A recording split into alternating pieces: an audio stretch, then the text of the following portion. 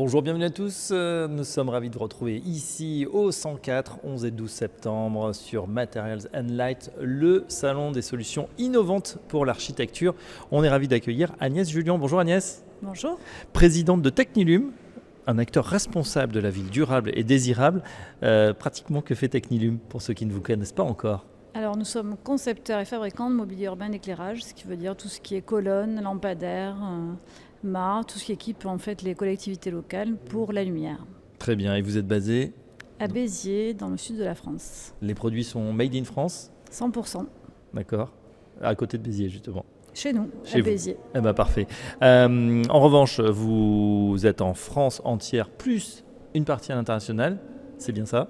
Alors on fait à peu près 30% de notre activité à l'international, même si la France demeure notre plus gros client évidemment, et on travaille un petit peu partout à l'international, que ce soit beaucoup en Amérique du Nord, également l'Europe du Nord, un peu le Moyen-Orient et l'Afrique cette année. Ben voilà, on arrive comme ça de Béziers à pénétrer l'international, le nouveau marché, et c'est tant mieux. Le savoir-faire, puisqu'on est sur Materials and Light, Agnès Jullian, on va en parler, et notamment de l'aluminium, un matériau recyclable pratiquement à l'infini, l'aluminium, 100%, c'est ce que vous utilisez aujourd'hui dans vos luminaires, dans vos constructions? Alors la spécificité effectivement de Technilum, c'est que depuis l'origine, on a plus de 50 ans, on a toujours fabriqué des lampadaires en aluminium. On est le seul fabricant à ne faire que de l'aluminium, d'autres font parfois de l'aluminium mais souvent de l'acier. Nous, on a toujours eu ce matériau de prédilection, on a un vrai savoir-faire dans ce métier. Mais surtout, c'est vrai que c'est aujourd'hui un matériau qui a un bel avenir, puisqu'il est 100% recyclable et à l'infini.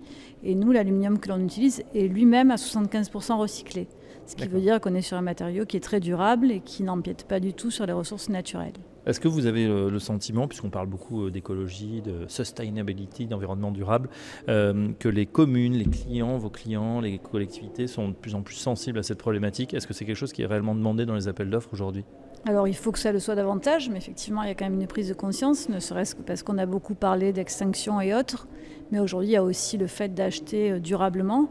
Nous on a des matériaux effectivement qui sont durables. On a vraiment des critères de pérennité, de maintenabilité, de tout ce qui est en fait lié également au fait que ce soit durable.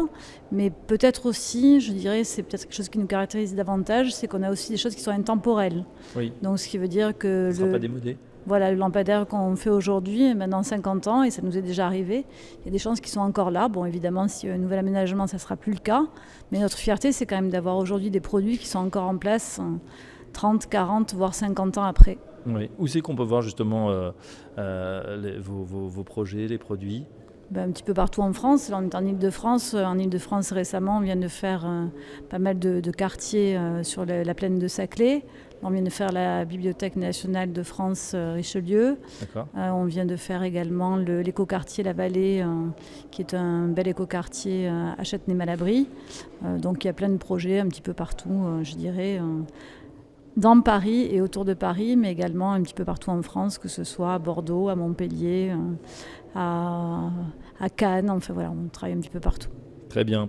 Une petite question justement sur le salon Materials and Light. Est-ce qu'il y a des nouveautés que vous proposez au salon, aux visiteurs?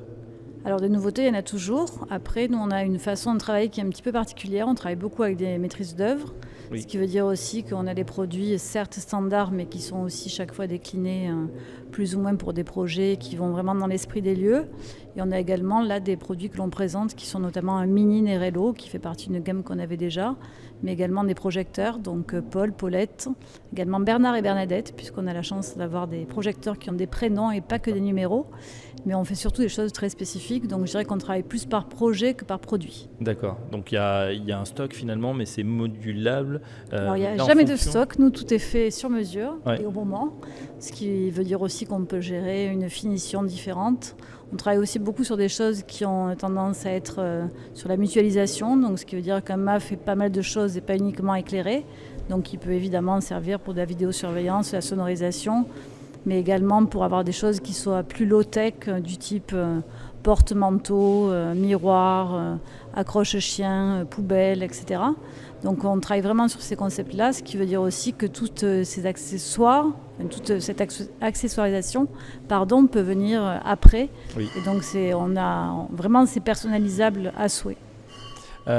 Effectivement, votre avis justement sur l'éclairage, l'éclairage public qu'il faut éteindre à 22 h. On voit que certaines communes sont en train de faire machine arrière. Le tout noir, c'est pas très bien non plus. Là, on peut moduler effectivement les éclairages. Je pense que vous y participez également. Alors, il faut éteindre à 22 h. Je ne suis pas sûre que ce soit vraiment l'avenir, parce qu'effectivement, la lumière, c'est un petit peu la vie quand même aussi. Et c'est vrai que ça participe quand même aussi... mais ça participe aussi à la vie nocturne. J'allais dire la sécurité, évidemment, c'était quand même pour ça qu'on a éclairé les villes initialement. Aujourd'hui, il y a plein d'autres solutions que le simple fait d'éclairer. On peut dimmer, on peut diminuer l'intensité. On peut aussi avoir des zones qui n'ont effectivement pas besoin d'éclairage. S'il n'y a pas du tout de mobilité douce ou pas du tout de piétons, on peut imaginer que c'est peu utile. En revanche, il y a tout un tas de solutions aujourd'hui avant d'éteindre qui sont certainement beaucoup plus économes et beaucoup plus justes. Ben voilà, à suivre en tout cas, ou à présenter ces nouvelles solutions. Peut-être toutes les communes n'ont pas ce réflexe, mais c'est vrai que c'est important. Dernière question, Agnès Julien, c'est sur ce salon, cet événement Materials and Lights. Pour vous, c'est important d'y participer, voilà, ce début septembre? Alors c'est, je pense, je dirais... Il y a eu 9 éditions. Alors on a dû en faire 8. Il y a peut-être quelqu'un qui va me corriger, peut-être que c'est 7. Mais je pense qu'on a dû toutes les faire, sauf peut-être la première et la seconde. Mais depuis, on les fait.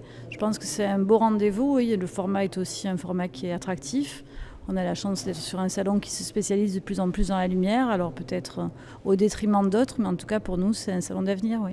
Très bien. Bon, écoutez, on vous redonne rendez-vous alors pour la 10e édition. Ce sera l'an prochain. En tout cas, un grand merci de nous avoir présenté Technilum. Agnès Julien, on rappelle que vous êtes présidente donc, de Technilum. Et à très bientôt sur Materials and Light. Merci.